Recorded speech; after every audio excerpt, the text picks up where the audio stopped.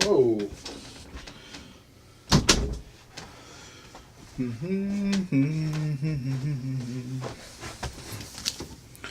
Why the fuck? Are you still there?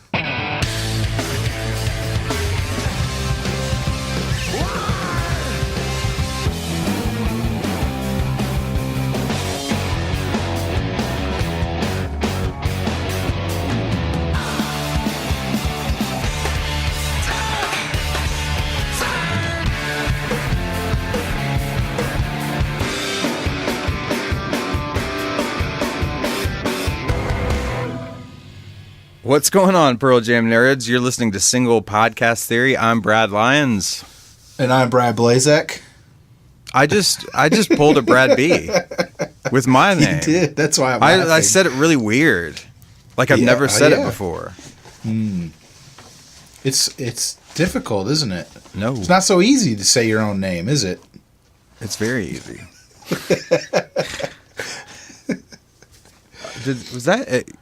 Was that Siri noise on my end or yours? It had to be on yours. Oh, I got a new phone, dude. I know. What? Is that how you sent me that creepy lesbian emoji of yourself? Yeah. Is that a new feature of the whatever 10? The Animojis, 10S? bro. Yeah. You like, so it gives you all those choices and you kind of like build yourself, right? Did you build that? Yeah, and here's the super disturbing thing is that given the choices, it's so weird. I had to go for like the more feminine version.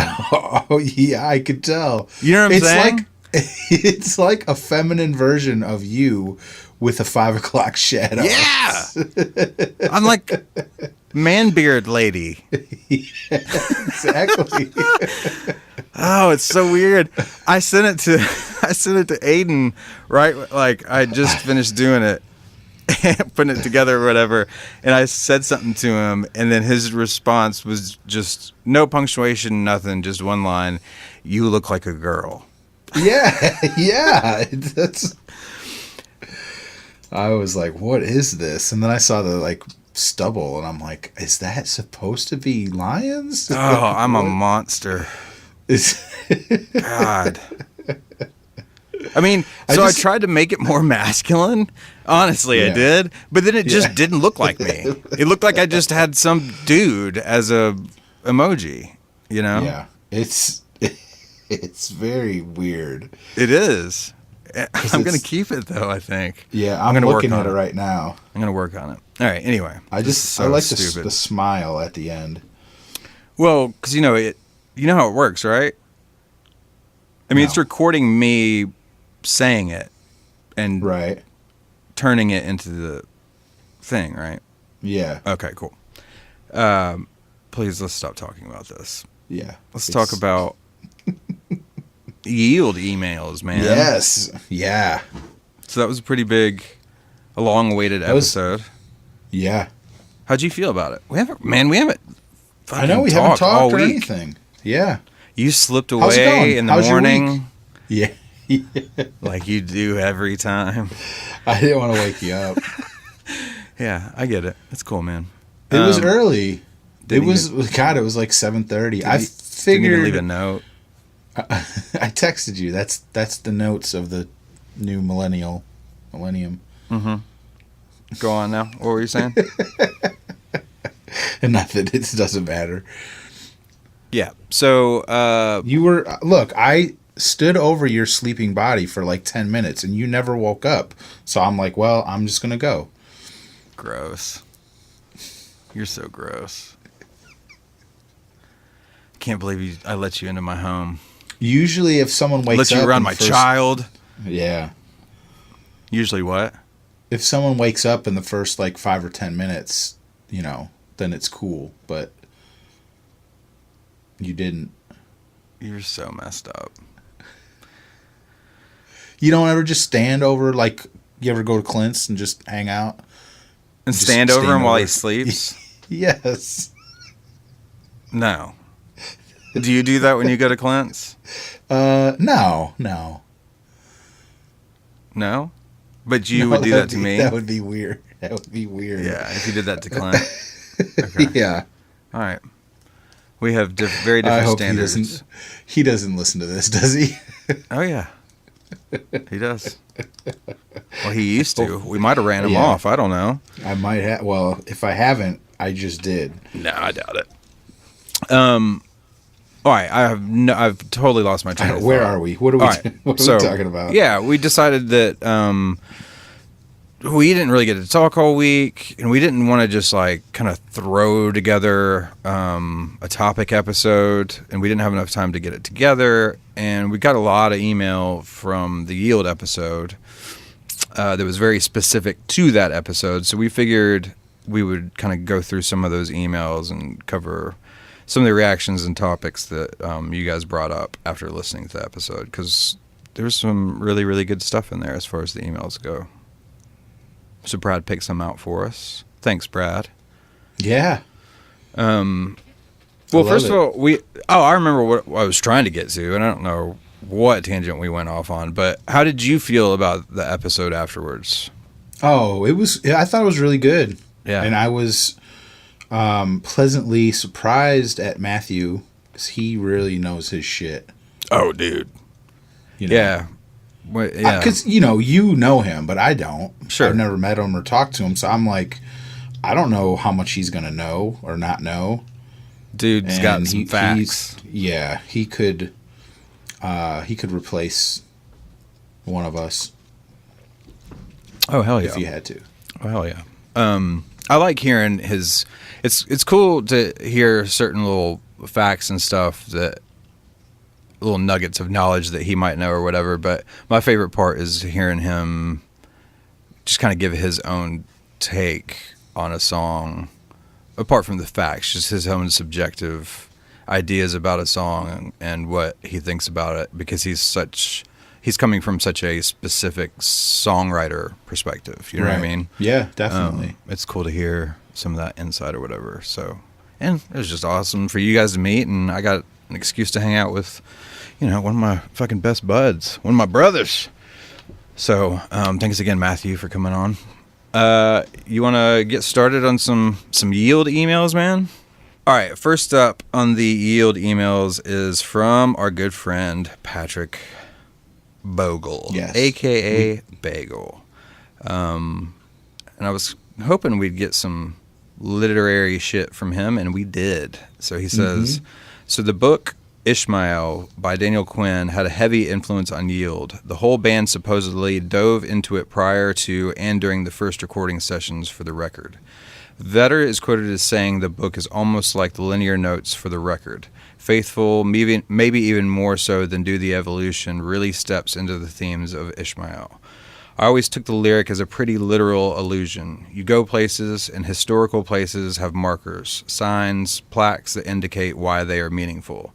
This was Vedder more or less saying the spread of humanity is so far and wide, which is the theme from Ishmael, that here we have found this unique place we've adorned with a plaque because it has not been overrun by humankind, especially within being followed up with the lyric, a bridge that has not been around or been stepped on. I have not reread Ishmael since 1998, but it is worth revisiting, and if fans have not read it, it basically should be required listening or reading to listen to Yield.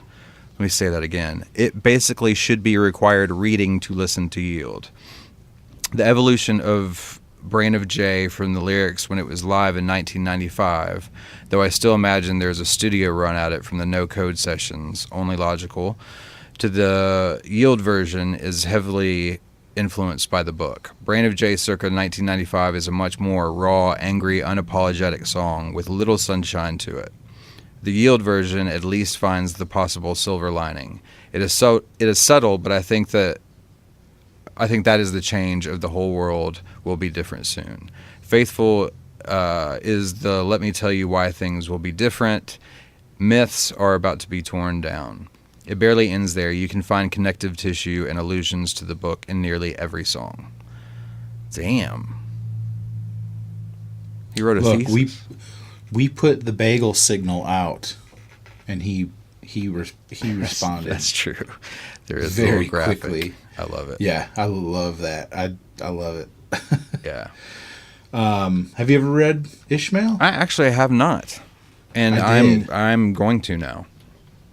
Yeah, it's interesting. Have you I read read it? it way back in the day. I think they put out a newsletter, like the 10 Club newsletter that year, that mentioned, I think I think it was a contest. I think the contest was to read the book and like write a book report style thing and send it back to them. Something like that. Interesting.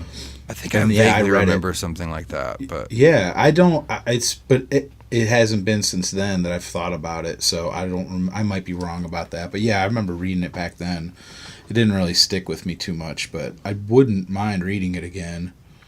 yeah, I need to. There's a couple other books that I need to buy. I'm just going to add that to the list and just do it. See what that changes. I mean, Yield's already, like my number 2 record, or it fights for Right. number 2 anyway. Yeah.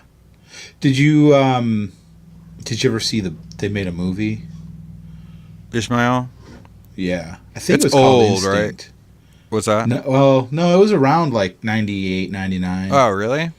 It No, was, I didn't see think that. it was called. I think it was called Instinct, with oh god, Sharon Stone. no, no, Oh, hey, my you're bad. close. No, who's Hannibal Lecter? Anthony Hopkins, Yeah, and then Show Me the Money. Cuba Gooding Yeah, Jr. Cuba Gooding. Yeah, and Anthony Hopkins like plays the ape in the movie. Like they changed the ape to a human. Okay. It's one of those movies where they take a lot of liberties with the book. It's not like A the direct same. representation of it. Yeah, Gotcha. yeah. Okay. Well, then I just need to read the book then. yeah. Don't worry about the movie. Yeah. Well, thanks, Bagel. Thanks for sending that. Yeah. Yeah, Brain of Jay. Did you know it goes back to 95? I feel like I remember. Man, that's so long ago when you really sit and think about it. I didn't know that. I feel like I remember having some sort of reference or recording. I just remember that when I got Yield, I had already heard Brain of Jay in really. some form. Yeah. So like the first track thing when I saw that wasn't. I mean, it was a surprise because I'd only heard it live, but Yeah. I do remember that being something I had heard before somehow. I don't know, but I don't remember anything about it. I need to try and find that if it exists. It does. He just sent us like 5 minutes before we started. He sent Oh, really? A link? He didn't. No, actually, I don't think he even sent a link. But he just told me or he emailed us they played it. There's one video of it from a certain date, and I looked it up, and it's on cool. YouTube. So yeah, it's pretty cool. The song, it sounds pretty much the same, but the lyrics are definitely different. I'll have to look that up when we get done.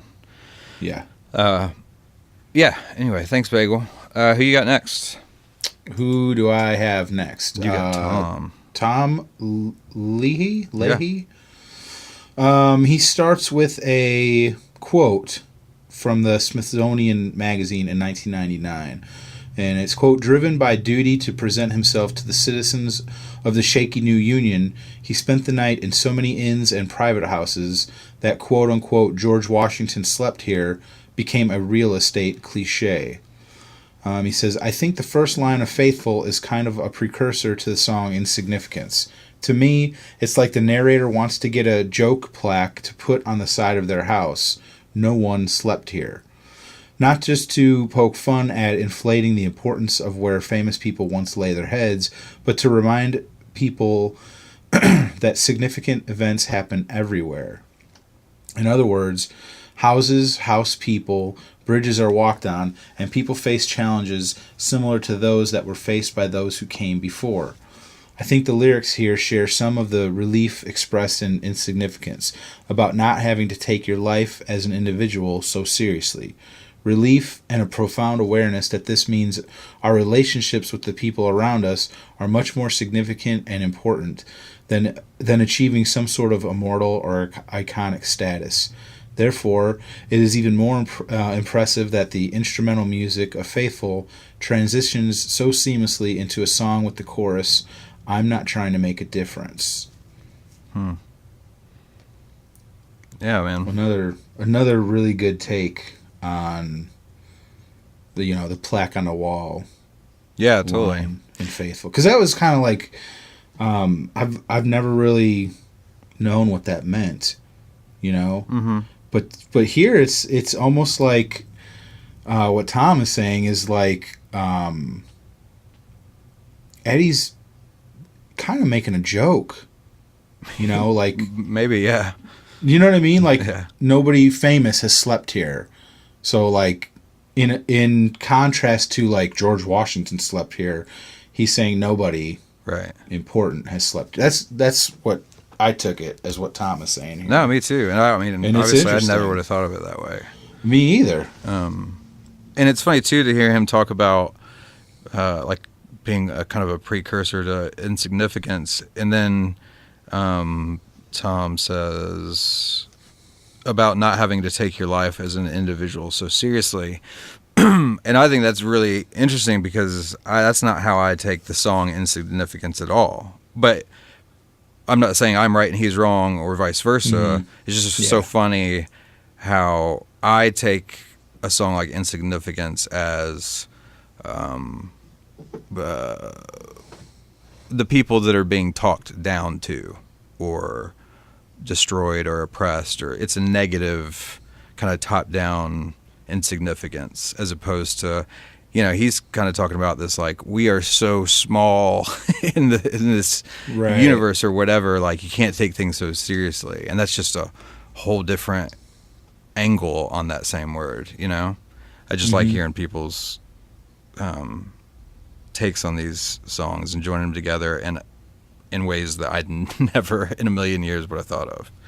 Yeah, definitely. That's what I was telling somebody else that like I love hearing people's interpretations of these lyrics, because I feel like I'm not like the smartest guy, so I can't like I take lyrics like super literally, and that's like some stuff doesn't make sense. No, when you I was take it going to literally. say, yeah, that doesn't always So work. we get people like Bagel and Tom and some of these other people that emailed us in and telling us what they think it means, and it's just like, oh, like that makes so much more sense than my literal translation of it.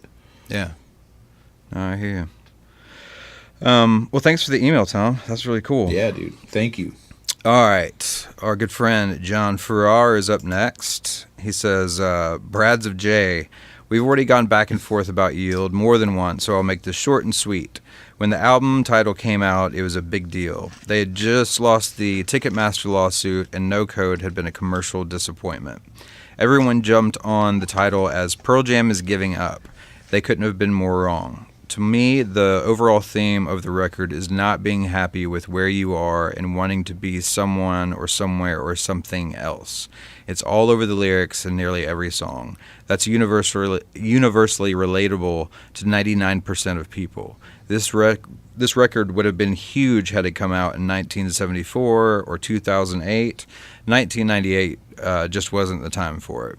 I'm like an opening band for the Sun, means staying up all night, maybe playing some guitar, maybe just driving around and feeling alone in the world. That's my take, at least. Interestingly, they go back to this record more live than any other except the first three. I wish I was a radio song, the one you could turn on. John.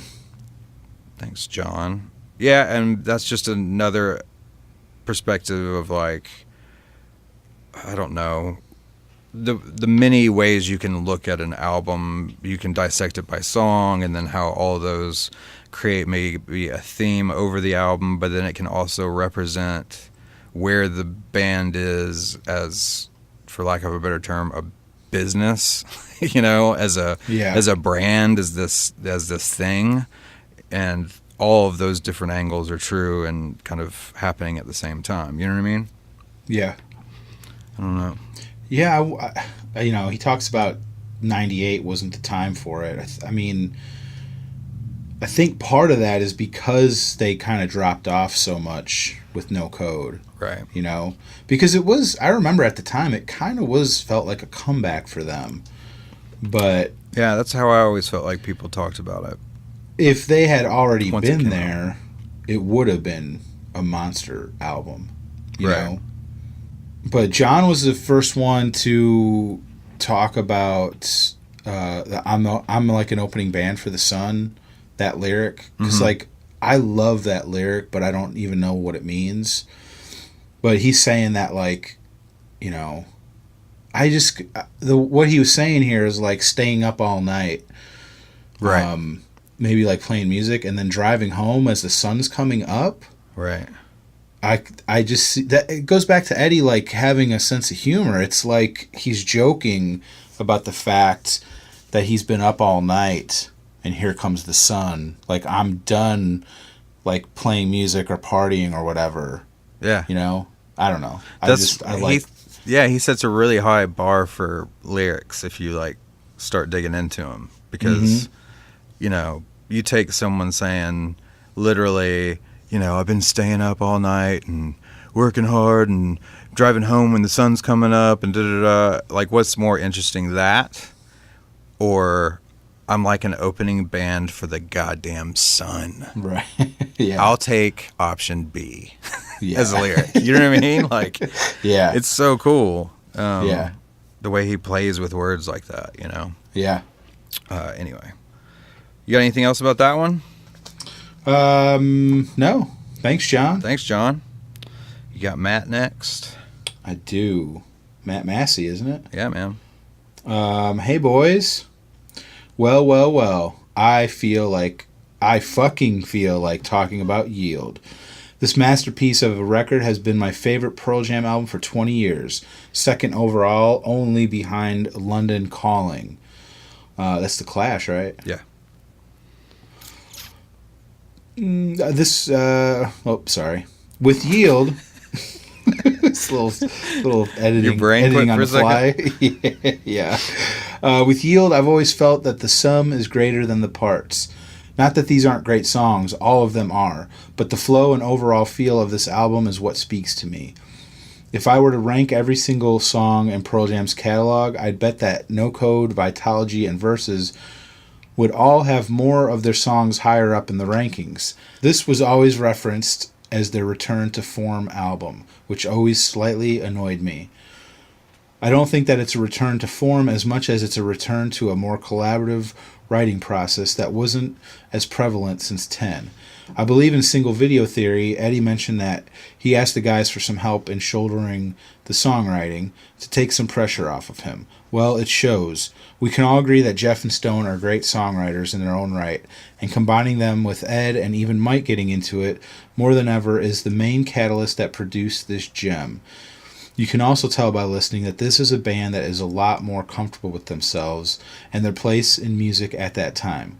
While No Code and Vitalogy were the fuck it, we're doing things our way to survive as a band records, Yield is the fuck it, sorry, dude. Yield is the fuck it, we're doing things our way because we survived the storm and came out the other side stronger as a band. Actually, now that I think about it, they were always like, fuck it, we're doing things our way. And then insert the reasoning for that time period. But for Yield, they get to the point of no pressure, just making the best music possible as a band without the internal strife. Yeah, man. I think he's right. I agree. I think I've said it too, but it's people like always say like, oh, this was a comeback, this was a return to form for them, and I'm just like, motherfuckers, they didn't go anywhere like you did. Yeah. You know what I mean? Like, right. they kept making records and they made good records. You know, Vitalogy and No Code are fucking awesome. So for people to be like, oh, it's their comeback, I'm just like, Well, but you have to understand. I mean, I guess I'm just playing devil's advocate because, and we all know that No Code is my favorite record, as it is yours. Yeah. But I'm still gonna say, like, I totally get why people didn't like No Code, and I'm glad they obviously glad they put it out or whatever. But I think from the general public standpoint, it was a return to form. I get why they would say that. But if you were if you were hanging in there the whole time and even loved the stuff that people didn't like. Yeah, it was no surprise. It wasn't anything new, I guess, Yeah. I just remember that the public opinion changing with that record a lot. So Yeah.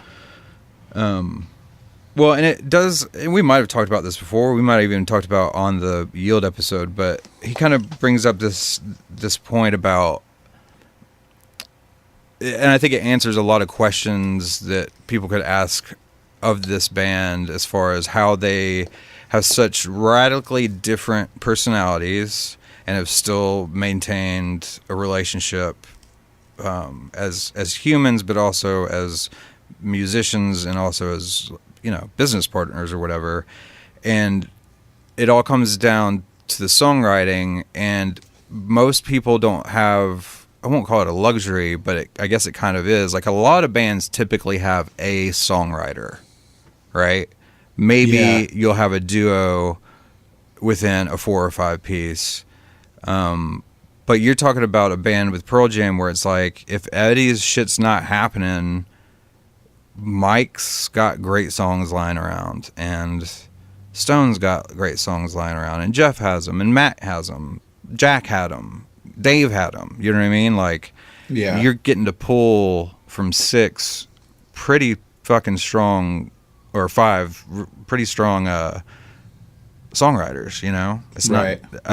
We'd have a completely different band if Eddie was just the songwriter. You know what I mean? Yeah, I never really thought about that before. But is there any other bands that have this degree of like collaborators?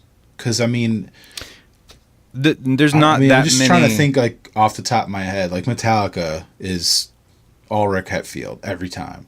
Right. Like Green Day is Billy Joe every time. Right. I'm sure there's, they get thrown a bone every once in a while, but for the most part, it's not like Pearl Jam, is it? No, they're not the norm.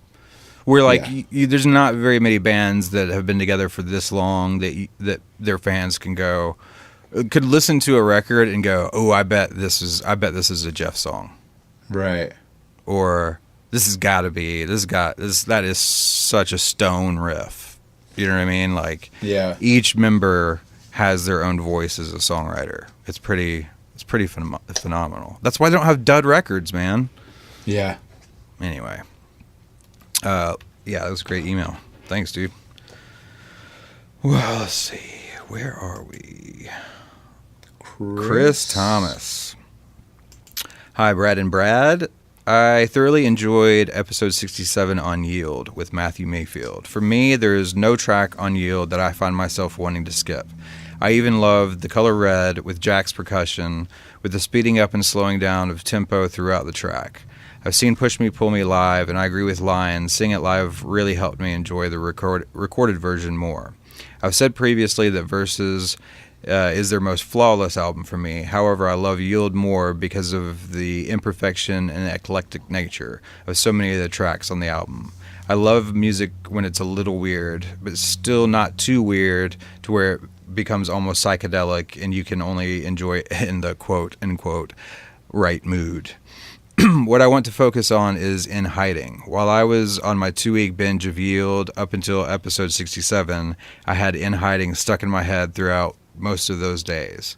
I've always enjoyed the track, but came to love it more over the past couple of weeks, especially after learning more about the origin of the lyric and Stone's creation of the music from a micro cassette recorder. Single Video Theory spends quite a bit of time on the song, showing an entire recording of it and the most elaborate camera work of any of the songs they perform on the DVD. They seem to prop up In Hiding more than any other track during Single Video Theory. The lyric has a lot of backstory to it.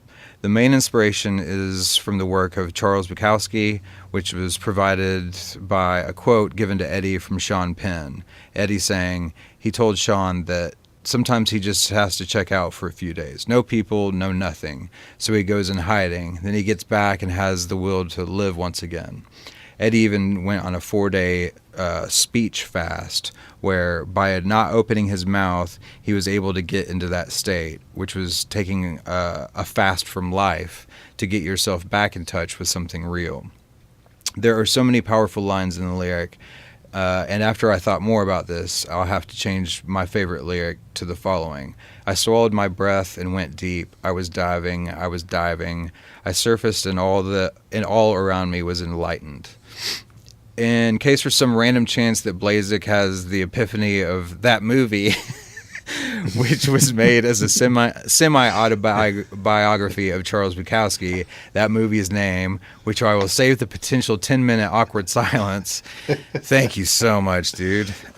Is Barfly, starring Mickey Rourke come up with it. as Henry Chinaski, who is the literary alter ego of Bukowski in several different novels of his. There have been several times in my life where I wished I could check out and go in hiding it for a while. Just get away from everything and try to find something real as described by Eddie. A lot of this year to me hasn't felt real. If anything, I tried to deny the fact that what is now around me is reality. Life is a constant game of adjustment, and sometimes I wish I could just take a break from it to slow everything down and find myself again. I've at least found part of myself again through this band. Last thing I wanted to mention or ask is if Lions has any works of Charles Bukowski to suggest looking into. I would be very interested in checking it out. Forced to endure what I could not forgive, Chris. Thanks, Chris. Thoughts, Brad B? I would love to get away for 4 days and not talk to anybody. Yep. I know, man. Yeah. I think that if everyone could like just carve out like 30 minutes to an hour every day somehow to just like do that thing, whatever that thing is, to like just kind of chill you out and calm you down or whatever, the world would be a much different place. Yeah. Because I know like sometimes I have to just stop. I mean, we're both in the types of jobs where we're around people all day long. Yeah. You know what I mean? Yeah, it's crazy because sometimes like I get so like I'm at work and I have like I got to do this and I got to do this and I got to do this and it's like I just want to get done. Every once in a while, because I'll go all day until I'm done, but sometimes I'll be like I'm gonna stop. I have to stop or I'm gonna like flip out. And I'm like, but I don't want to stop. I just want to get done. So most of the time I don't, but there's every once in a while I'll stop for just even like 5 or 10 minutes. Mm-hmm. And then I'll be like, oh, I should do this every day because I feel so much better. Yeah, that's if I just stop for 5 or 10 minutes. Well, and that's one of the things. It sounds stupid, but being off the ciggies, the cigarettes, I still make myself go outside as if I was smoking. To take that time, you know what I mean? Yeah. To just kind of, get away from the computer screen and get outside, even if it's cold, just to be outside. Because if I don't watch myself, I'll be in the studio in this cave for 10 hours straight. You know what I mean? Yeah. Anyway, there's something else about that email I was gonna. Oh, he asked about Bukowski. Yeah. Yeah. What'd you say? Have you ever seen that movie? I haven't seen that movie. Oh, no? I saw it a long time ago because my dad... I don't think I have. Because your dad what? He was like an alcoholic like the whole time I was growing up. Yeah. And he was always like, yeah, I love that movie. I guess he could really... identify? Relate. Yeah. With what's his name? Bukowski. Mickey Rourke. The character. But yeah. So, but I haven't seen it since like 20 years ago at least, so I can't remember. I'd like to watch it again and try and get a different perspective, Mm-hmm. Yeah, I mean, Bukowski, I'm a bigger fan of his poetry. Mm-hmm. So I see. I've got 2 books here on my desk. Actually, what do I have? Love is a Dog from Hell. I think. Let's see. Pleasure of the Damned. Yeah, those are the 2 I have on my desk right now that I kind of go to. He's a really fucked up dude though, so don't like. He can be pretty like depraved and raunchy and which I would never obviously like want to emulate, but there's something about it with him that I don't know. For me, he gets away with some really raw shit, and it just kind of it still works for some reason. You know what I mean? Yeah. I don't know, but yeah, I mean his novels are good too. I'm not knocking those at all, but check out a couple of those books, like the 2 that I just mentioned, that are collections of his poetry. It's some pretty crazy shit. Me and Clint used to come home from the bar that was literally down the block when we lived together, and for a period of time, I think maybe 5 nights a week, we would get home and put on this Charles Bukowski documentary that I can't think of the name of right now, but it was Magnolia Pictures that put it out. That's really fucking great if you're interested in learning about him. So, end of Bukowski rant. Is he still alive? No, but like that's one of the things about him is he drank his ass off. Yeah. And at a relatively young age was told by a doctor, like, you drink another fucking drop and you could die anytime, kind of thing. And he was like, okay. And just, he's like, I don't think he slowed down at all. And he lived, I mean, he made it. He wasn't, I don't think he was 50 when he died. I think he lived, especially considering what his lifestyle was like, a pretty long life. But anyway, I couldn't live like that, dude. I'd be dead. No. All right, what you got next? Joe Scalfaro. Scalfaro. Does that sound right? Mm-hmm. I bet he pronounces it like Scalfaro. Yeah, when he meets people, hey, I'm Joe. Joe Scalfaro. Scalfaro. Nice to meet you. Mm-hmm. This was such a great episode. Yield is probably my favorite album, with Low Light my favorite Pearl Jam song. Yep, there they are. Starlin agrees. Mm-hmm. The harmonies and various instruments make this song so unique. I can't stop listening to it all of these years later. Sorry. Are you okay? I don't know what's wrong with me today. The summer after Yield came out, I went with my high school on a bus trip through Italy. I took maybe 1 or 2 CDs with me, Yield being the main one that barely left my Discman. The songs bring me back to those bus rides and the Italian countryside. Yield's artwork is also my favorite of Pearl Jam's, so much that it got me into photography. On my second trip to Italy, I happened to stumble upon the Given to Fly statue. I was walking around Rome, and there it was. I couldn't believe it. This was back before the internet was what it is today, so I had no clue where it was. I had my camera with me and tried to take the same angle as the cover. It was probably the highlight of my trip. So that's my Yield story. Thanks for such a great podcast. Thank you, Joe. Sweet. Thanks, Joe. Appreciate it, dude. Man, could you imagine just walking around and then there's the statue from Yield? Hell no, man. I'd get so many American tourist selfies with that fucking thing. Right. It's not even funny. I hate doing stuff like I don't like taking pictures in front of, I don't know why. Just feel weird and goofy and But man, I would selfie the fuck out of that thing if I just walked up on it one day. Me and Matthew need to take a trip to Italy. Is that where you said it was? Italy? Yeah. Because that was Matthew's favorite artwork, was that statue. Yeah, you're right. Well, speaking of, what do you got next? Cool. Well, thanks again, Joe. Janan is up next. Her subject is, it's been a long time, been a long, lonely time. Hi guys, it's been a long time since the last time I wrote you. I thought a Led Zeppelin reference would be nice.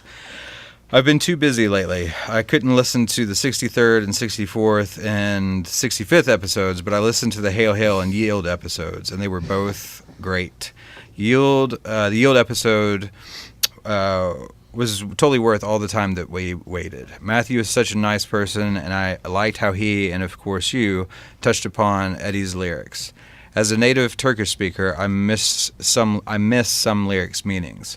For instance, I never noticed that Ed was pointing to the verb to trust in wish list. I always took it as I wish I was a verb, a word you could trust. It was a very enlightening episode to me. Thanks for that. Besides, I've listened to some of Matthew's albums and I really like them. The Blue Cut Robbery is a very exciting project as well. Nashville is an awesome rocker. Also, it was nice to see Clint on the video. I want to keep it short and say what I have to say about Yield. Maybe I said this before, but I want to attract everyone's attention to something very special for me about Yield. On the CD booklet, there's a photo of Istanbul. It's the first photo inside the booklet next to the names of the band members. The band must have taken that photo when they came to Istanbul in 1996. It's a picture of a historical mosque named I should have practiced this first, Brad. Ortaköy Mosque. That's why I gave it to you. Oh, nice. Thanks. Along the Bosphorus on the European side of the city. I showed it to Kate when she was here in June. You can see it too if you come to Istanbul to visit Istanbul. That would be awesome if we could visit Istanbul. I didn't know that. I didn't know that's where that picture was I didn't from. know that either. Cool. That's pretty cool. I was looking at the picture and I'm like, oh yeah. Well, and I'm glad she listened to some of Matthew's stuff. Because Pearl Jam's a huge influence on them. Or on him, I mean. Thanks for the email, Janon. Yeah, thank you, Janon. Good to hear from you. What you got next? Steve. What's up, Steve? Steve writes in, wow, that was a great podcast. Please don't take this the wrong way, but I can't believe you filled 2.5 hours and it was all killer, no filler. You guys filled the majority of the podcast with very insightful and meaningful discussion and barely went off topic. And if you did, you quickly got back on topic with a hard-hitting, no bullshit episode. Also loved the guest, Matthew Mayfield, and really liked his Banquet with Ghosts album. Track You Down is a great song, very Dave Matthews-like, but with an edge. And he says, again, no slight on your previous podcast, but if they were all like this one, you guys could call yourself some pros. See, Steve from Ontario. Yeah, dude. Thanks, Steve. Yeah. Appreciate it, man. I mean, do we go off topic a lot? Brad. I thought... I work so hard, man. I work so hard. Yeah. To keep it, in the guardrails, man. Yeah. Are you really asking me right now if we go off topic a lot? I mean, I thought I'm always very insightful and meaningful in my half of the discussions. Right. No, there's no argument about that. No one's saying that you aren't insightful. We're talking about tangents here. If you want to talk about tangents, that's what you should be. Tangent Brad. Well, I think even my tangents are insightful and meaningful. You have a very self-inflated... I don't. I'm obviously being sarcastic because I hate myself. I'm not, though. I really work hard, bro. I know you do. Oh, I love you. Because what? Because I know how hard I make it for you. Because you do it on purpose sometimes. That's how you know. Well, I don't do it like purposely. I just can't help myself. Yeah, it's an urge. It's a right. Yeah. It's a impulse. It's a compulsion. Yes. I don't set out to do it. It just comes out. I don't set out to be a dick. I'm just a dick. It's just natural. Yeah, yes. Oh man, Brad. Yeah. Well, I guess intent counts for something, right? You're not trying to be a dick. I'm not trying to be condescending. I just am. I'm not trying to sound smarter than everyone. I just am. Yeah. Why can't people realize that? I know, dude. Cut me some slack. Let's move on to our last email. How about that? All right. Yeah. Ooh, Speaking of last tangents. one. Yeah. All right, we've got one more email, and we've got. Oh, sorry, I just lost my page. Here we go. From Jessica Curry. She says, "Hey, Brads, I just became a listener about 2 months ago and thought I wouldn't email until I'd caught up with all of your previous episodes. But I had to write in after last week's episode because it was an amazing dissection of my favorite album, and your enthusiasm and appreciation was obvious and authentic. I found my love of Pearl Jam when I saw them live for the first time during the Yield tour, and subsequently I've thought a lot about this album over the years. I'd love your perspective on the origin and meaning of the album title. Yield means, by definition, to give way, and members of the band had been quoted as saying that the meaning of the title was related to the guys yielding to the old arguments, pressures, and demands, and letting the creative process take over. However, another definition of the word yield means to produce. In my opinion, this album was a total turning point for the band. The tumultuous times of Vitalogy and No Code have been well documented, but the recording of Yield marked the beginning of more positive times for the band. Since Yield, the guys have been able to put out so many amazing albums and incredible live shows, and have created what seems to be an awesome synergy that has kept the band together for so many years.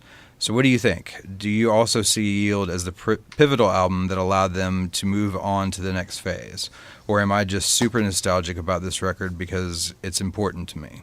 Anyways, thanks for letting me geek out for a minute, and thanks for an awesome episode. Can't wait till next week. Jess. Jess, I think you are right about all of it. Definitely. You know what I'm saying? Yeah. No, I don't think I don't think she's being super nostalgic. I think Yield, if it's not people's favorite, it's not their least favorite. It's up there, Yeah, it has a consistency to it across fans. Everyone recognizes how great this album is. Well, and I think what you hear in the music is just what she was talking about when she was kind of going through the definitions of yield and talking about like to give way. It did feel lighter in a way. Yeah, the record did, and that I don't mean anemic or weak, or I just mean you didn't hear the dissonance and the tension that you heard in No Code. Right. And the weirdness. Like, No Code is a weird album. Super fucking weird. Yeah. But yeah, to answer her question, I definitely think it was like a pivotal album that allowed them to move on, in the sense that, like, they were kind of, they could have gone two different directions. If they stayed with like the weirdness of No Code and it being like the Eddie show, I don't think they would have got to where they are now. No, because Yield was it. I mean, it was more of a commercial type album. Yeah, I think it ended up that way for sure. I mean, I don't think it was, and I'm not saying you're saying this, but I don't think they went we got to sell some records, boys. No, I don't. Yeah, I don't. I don't mean it like that. Absolutely. I know you don't mean it like that. But yeah, I mean, it was definitely. I don't know. Just Eddie yielding to the rest of the band and asking for help with songwriting. That right there, gives you a clue, a hint of what they were trying to do. Well, I think it allowed him to enjoy what they do more and not feeling the weight of everything, whether that was put on him or it was self-imposed. It's like, oh, I can fucking relax a little bit because I'm in a band with some great fucking songwriters. Right. Seemed to be a little bit of a change in Eddie at that point. But he was still, that was when he was still getting nasty, though, on those live, like the Yield tour stuff. I love that era, Eddie. Oh yeah. Oof, so good. Well, that was kind of a perfect email to end on. Unless you got something else about this one. No. Cool. Well, thanks again, Jess. Appreciate it. Thanks to everyone that wrote in. Yeah, man. We'll be back next week. You got anything else to say before we go? Do you want to talk about this Chris Cornell tribute concert? Yeah, man. Yeah. Why don't you sent me the thing, but I haven't really been able to look into it too hard. What's going on? Chris Cornell's wife has a, well, they both did, but they had the Chris and Vicky Cornell Foundation. They announced that they're doing a concert, which is going to be, a tribute to Chris Cornell. It's called I Am the Highway, a tribute to Chris Cornell. It's going to be at the Forum in Los Angeles in January. And it's going to have, what does it say? Performers will include members of Soundgarden, Audioslave, and Temple of the Dog, plus special performances by the Foo Fighters, Metallica, Ryan Adams, and more. Man, So you know Eddie's going to be there. Yeah. Is he, though? I was wondering, it's weird that they There's said... no fucking way someone's doing a tribute to Chris Cornell and Eddie ain't part of it. The only thing that's weird is why doesn't it say members of Pearl Jam then? Because, technically he's not a member of Temple of the... People. To cause us to have this very conversation. But why doesn't it say Pearl Jam? Because he's not a member of Temple of the Dog. Why would they make that distinction? Well, but again, I think to the general public he is, because their biggest single that still gets played, he's singing on it with Chris.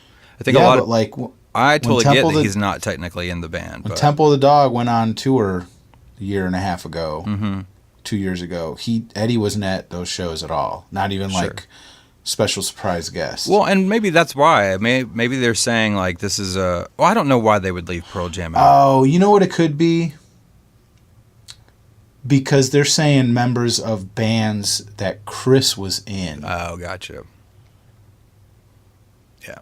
But still. All I'm saying is that... Eddie wasn't in maybe any of he those won't bands. perform, but there's no way that all those people are at the Forum for this tribute and Eddie's not at least there hanging out. Yeah, you're right. I just think it's interesting that his name... Why wouldn't they put his name as... Or Pearl Jam, yeah. Yeah. Yeah, I don't know. It's interesting. Well, it would be cool to hear what the other... Because it said and more, right? They didn't list everybody. Yeah. Right. So yeah. They could just be getting the word out early and maybe don't have certain confirmations from people and stuff like that. Yeah, that's true. Tickets went on sale already. It's already sold out, so... Yeah. I got a couple tickets. Don't worry about it. I just hope... Oh, cool. All right. We'll see you guys there. That'd be so awesome. Oh, wait. Can I go? Jimmy Kimmel's is going to be hosting. I'm sorry, what was that? Jimmy Kimmel's.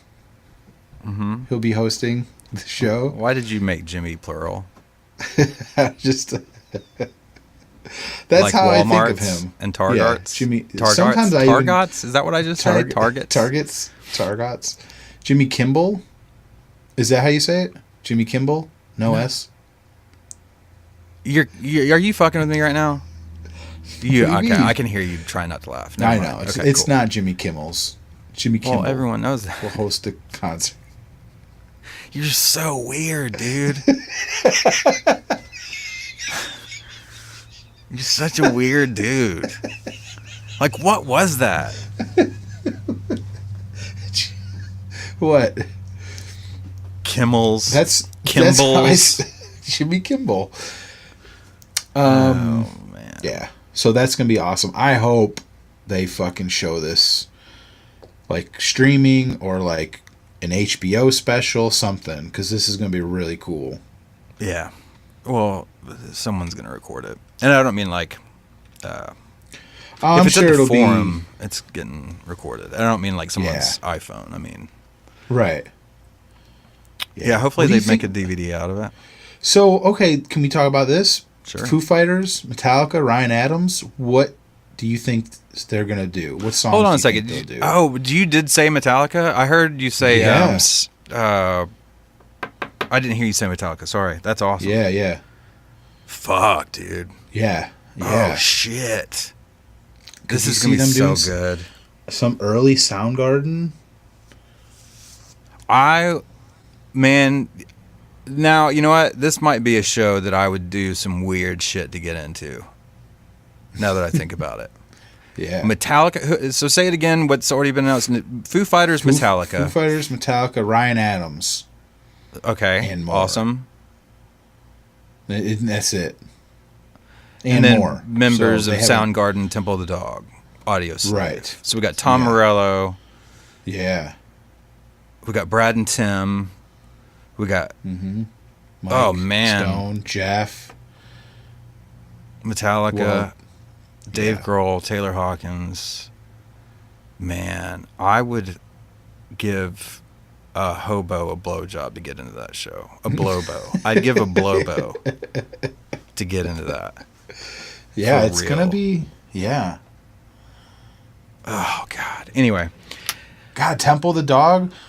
There's no way that they'll do. God, what if they do like? There's no way they would do like Reach Down why not? or Say Hello to Heaven. I mean, that would be fucking amazing. I don't know who. I don't know who you're gonna get to sing it. I mean, no Eddie. offense, you know how much I love him, but like Eddie. James is not gonna sing. Right. Say hello to heaven. Yeah, I don't know. I can't wait to find out what happens. Yeah, it's gonna be cool. Yeah, man. Well, as always, if you guys would like to email us, the email address is singlepodcasttheory@gmail.com. You can check us out on the socials. Patreon, if you'd like to support the show past just listening to it, you can go to patreon.com/singlepodcasttheory. That's patreon.com. And find out more information there. Am I missing anything, Brad B? I don't think so. We all good? We're good. All right, man. You good? Well, enjoyed it. Until next week, I'm Brad Lyons. And I'm Brad Blazek saying, I had a false belief. I thought I came here to stay. We're all just visiting. Woo! Push me, pull me. Right on. Yeah. Later. Be good. All right. Yeah. Possibly one of the weirder episodes we've ever done. Yeah.